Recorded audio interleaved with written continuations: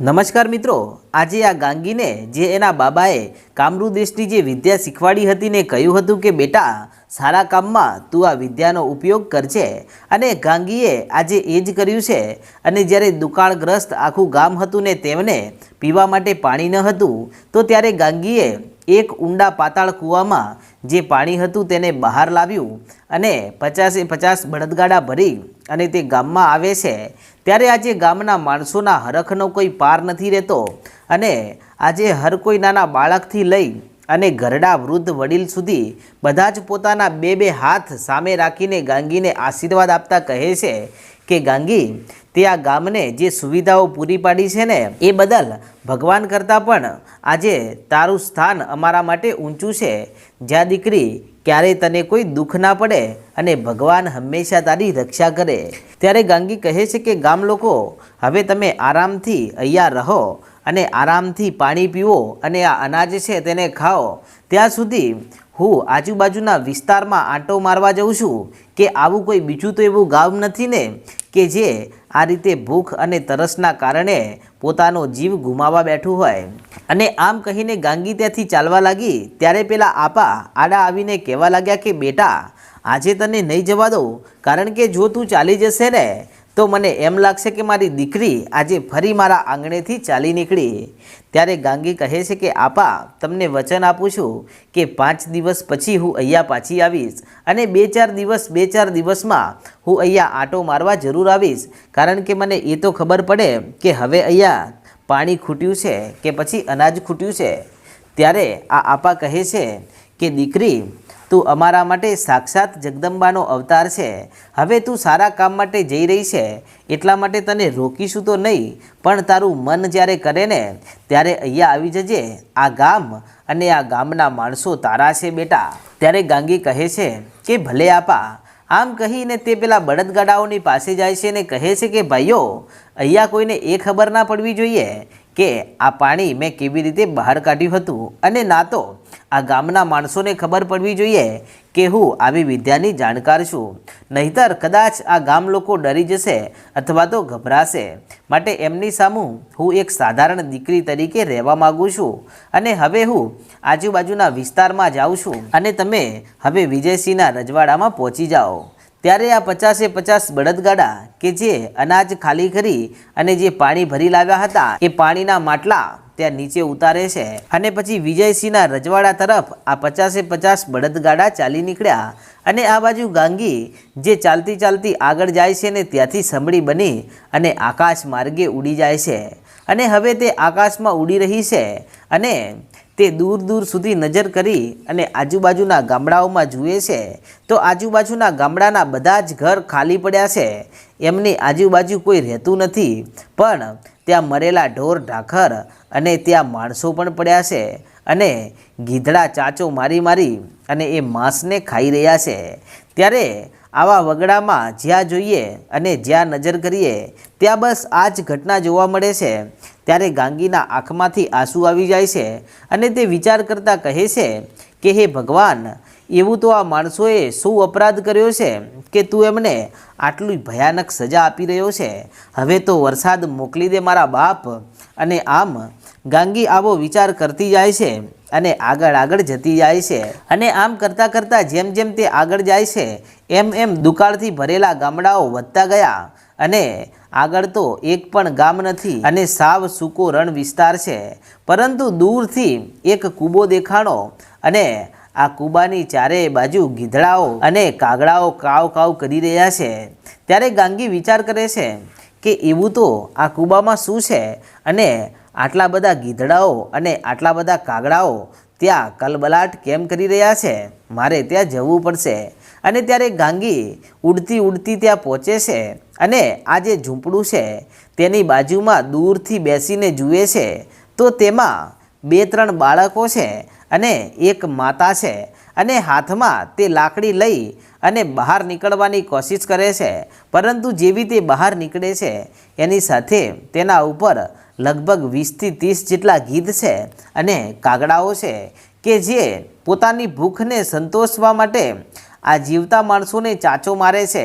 તેથી તે પોતાના બાળકને બચાવવા માટે તે એક ઝૂંપડામાં રહી અને તે સામનો કરી રહી છે આ ગીધડાનો, પરંતુ આ ગીધ એટલા મોટા ને વિશાળ છે કે તેઓ આ એક સ્ત્રીથી ગભરાય એમ છે જ નહીં, અને બાળકો નાના નાના છે. ત્યારે આ ઘટના જોતાની સાથે ગાંગીની આંખમાંથી આંસુ આવી ગયા અને તે કહેવા લાગી કે સારું થયું હું અહીંયા સુધી આવી છું, નહીતર કોણ જાણે આ માણસોને જીવતા ને જીવતા આ ગીધ ખાઈ જાત અને એમને કોઈ બચાવી ના શકત.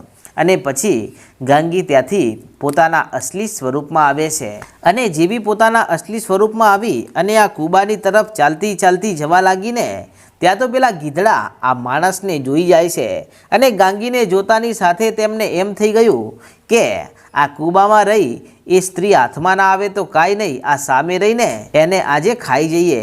આમ કહીને બધા જ ગીધડા આ ગાંગી ઉપર પ્રહાર કરે છે અને જ્યારે ગીધની ચાંચો જ્યારે ગાંગીને વાગવા લાગી ત્યારે ગાંગીને પણ ગુસ્સો આવે છે અને તે દોડી અને સૌથી પહેલાં તો તે આ કૂબામાં પહોંચી જાય છે અને કૂબાનો દ્વાર બંધ કરી દેવામાં આવ્યો. ત્યારે પોતાની પાસે આ બીજી સ્ત્રી આવીને ત્યારે પેલી પહેલી સ્ત્રી આ ગાંગીને બાથ ભરી અને જોર જોરથી રડવા લાગી અને કહે છે કે ભગવાનનો જેટલો ઉપકાર માનું એટલો ઓછો છે કે આવા સૂકા અને રણ વિસ્તારમાં મારી પાસે આજે એક બીજી સ્ત્રી આવી છે. બહેન, હું 2 દિવસથી મારા બાળકોને લઈ અને બહાર જવાની કોશિશ કરી રહી છું અને 2 દિવસથી ખાવા પીવા માટે છાંટોય પાણી નથી કે અનાજનો એક દાણો નથી, પણ કેવી રીતે બહાર નીકળું? આ ગીધડાઓ અને કાગડાઓ અહીંયા ભૂખ્યાને તરસ્યા રાહ જોઈને બેઠા છે અને અમારા ગામમાં તો કોઈ જ વધ્યું નથી, કોઈ ઢોર ઢાખર પણ બચ્યું નથી. તેથી હવે આ પક્ષીઓ છે ને તેઓ હવે જીવતા માણસોને ખાવાની તૈયારીઓ કરી છે. હવે આમનાથી આપણે કેવી રીતે બચીશું?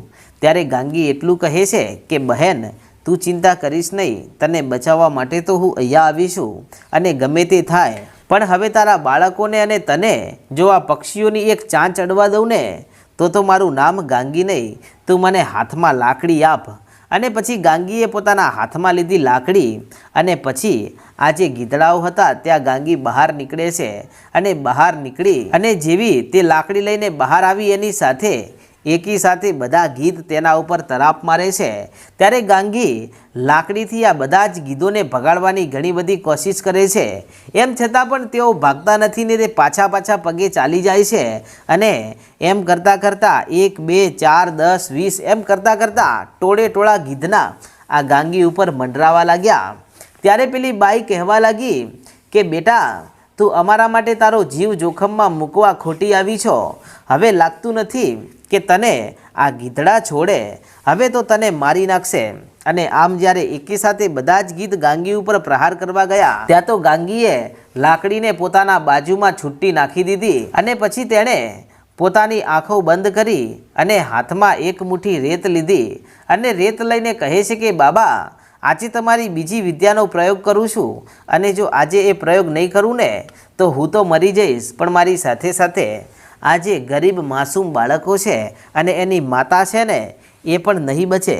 આમ કહીને ગાંગી આ ગીધ ઉપર રેતનો છૂટો ઘા કરે છે. ત્યાં તો મૂર્તિની જેમ બધા જ ગીધ ત્યાં હવામાં ચોંટી ગયા અને તે આમ જ્યારે બધા જ ગીધડા એકી સાથે ચોંટી ગયા ને ત્યારે આ ઘટના જોતાની સાથે પેલી જે કૂબામાં બાઈ હતી એના ડોળા ફાટી ગયા અને તે કહેવા લાગી કે દીકરાઓ, હવે ડરવાની જરૂર નથી, આપણને બચાવવા આપણી દેવી આવી છે. અને આમ કહી અને પછી તો આ બાઈએ ત્યાંથી ગળગળતી દોટ મૂકી અને ગાંગીના પગમાં પડી જાય છે અને પછી તે ચોધાર આંસુડે રડી રહી છે અને રડતા રડતા એટલું કહે છે કે મને માફ કરી દેજો, હું તમને ઓળખી ન શકી. મને લાગે છે કે હું આજ દિવસ સુધી જે માતાની ભક્તિ કરતી હતી ને એ માતા સાક્ષાત જગદંબા આજે મને બચાવવા માટે અહીંયા આવી છે. બોલોમાં મારી વાત સાચી છે ને? ત્યારે ગાંગી કહે છે કે બહેન, મારી વાત સાંભળ, તું જે માતાની ભક્તિ કરતી હતી ને એ માતાએ મને અહીંયા લાવી છે અને એટલા માટે જ તું હું અહીંયા સુધી મારું ગામ મૂકીને ઠેઠ દૂર આટલે આવી છું, પણ હું તારી દેવી નથી. હા, તારી દેવીએ મને અહીંયા 100% લાવી છે, નહીતર હું અહીંયા ક્યાંથી આવું? આટલા દૂર વગડો ખેડી અને મારું અહીંયા આવવાનો કોઈ ઈરાદો ન હતો, પણ ખબર નહીં મને એવું કેમ થતું હતું કે હું આજુબાજુના વિસ્તારોમાં તપાસ કરવા જાઉં અને મને એ તો કહે કે તારી દેવી કઈ છે? ત્યારે એ બાઈ કહે છે કે તારે મારી દેવી જોવી છે ને બેટા, ચાલ હું તને દેખાડું. આમ કહી અને પાછા બંને જણા એ સ્ત્રી અને ગાંગી આ કૂબામાં આવે છે અને પછી તે નાનકડો પટારો ખોલે છે તો એમાં માં મેલડીનું ફળું છે અને તે કહે છે કે આ મારા 71 પેઢીના વડવાની મારા બાપ દાદાની કમાણી માતા મેલડી છે. અને આજુબાજુના વિસ્તારના દરેક માણસો તો અહીંયાથી ચાલી નીકળ્યા અને માત્ર હું માતા મેલડીના ભરોસે અહીંયા બેઠી છું કે મારી મેલડી મને મરવા નહીં દે, કારણ કે મારા 3 બાળકોને લઈ અને હું કેવી રીતે અહીંયાથી જઈ શકું, કારણ કે મારી આગળ પાછળ કોઈ નથી. મારા ધણીનું પણ ગામતરું થઈ ગયું છે અને આ દુકાળમાં અમારો બધો પરિવાર પૂરો થઈ ગયો છે. હવે કાંઈ વધ્યું છે ને તો આ મારા 3 બાળકો અને મારા બાપની દેવી વધી છે.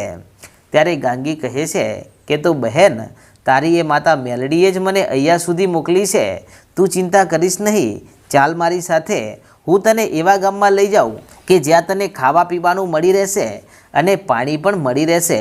અને પછી ગાંગીએ પોતાના બંને જે સ્ત્રીના બાળકો હતા તે બંને બાળકોને પોતાની આંગળી પકડાવી અને બંને બાળકો ગાંગીના બંને બાજુ ચાલવા લાગ્યા અને આ સ્ત્રીએ જે નાનું બાળક હતું તે પોતાની કેડમાં લીધું અને આમ હવે આ આખો એ પરિવાર ગાંગીની સાથે ચાલવા લાગ્યો.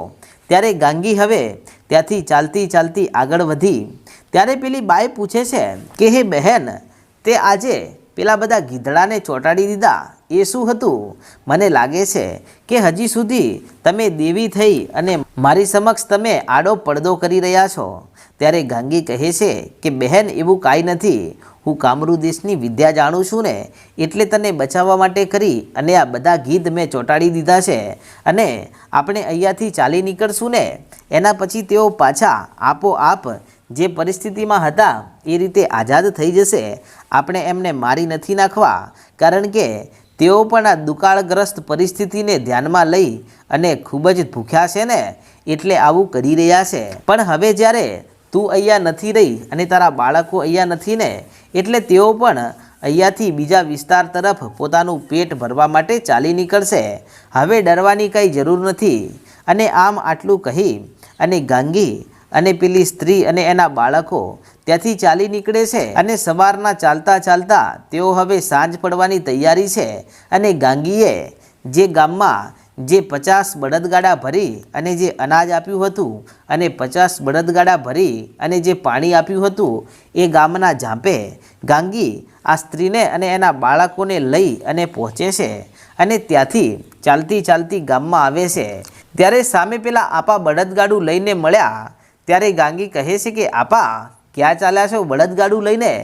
ત્યારે તેઓ એટલું કહે છે કે બેટા, હું તો બસ આ બળદને લઈને આંટો મારવા નીકળ્યો છું.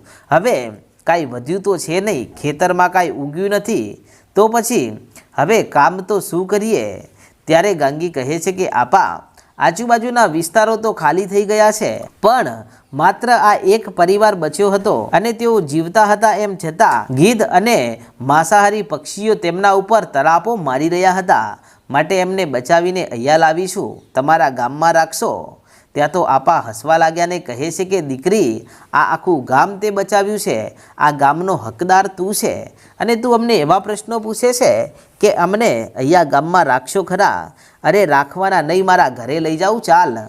આમ કહીને તેઓ બળદગાડામાં બેસાડે છે અને પછી તો ગાંગી અને આ બાઈ અને બાળકો બળદગાડામાં બેસી અને ગામની અંદર આગળ ચાલી નીકળ્યા. અને પછી મિત્રો આગળ શું ઘટના બને છે તેનો ઇતિહાસ આપણે આગળના ભાગમાં જોશું. અને તમે આપણી ચેનલ પર પહેલીવાર આવ્યા હોય તો આજે જ આપણી ચેનલ રાજા મેલડીને સબસ્ક્રાઈબ કરી નાખો. જય માતાજી.